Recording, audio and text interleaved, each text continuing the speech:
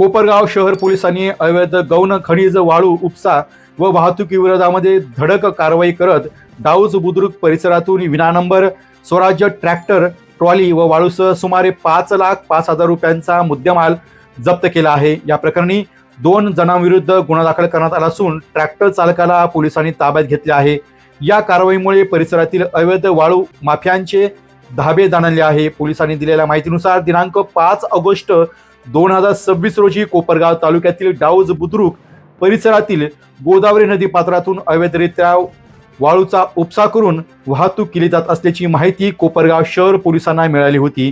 त्यानुसार पोलीस निरीक्षक उद्धव डमाळे यांच्या मार्गदर्शनाखाली police head constable JP Tamnar आणि व पोलीस कॉन्स्टेबल गणेश काकडे यांच्या पथकाने सापळा रचून कारवाई केली आहे।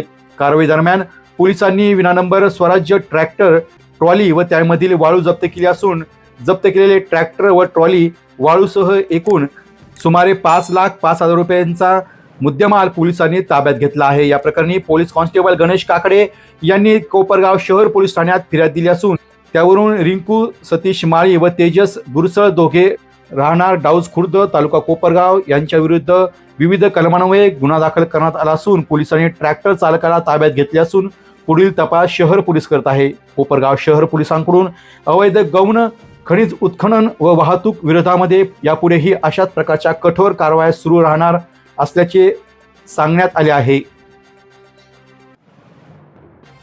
डी न्यूज वृत्तवाहिनी सामाजिक, शैक्षणिक, राजकीय, धार्मिक, सहकार, सांस्कृतिक, कृषी या सर्व चालू घडामोडींचा वेध घेणारी वृत्तवाहिनी डी न्यूज वृत्तवाहिनी, वेध वर्तमानाचा।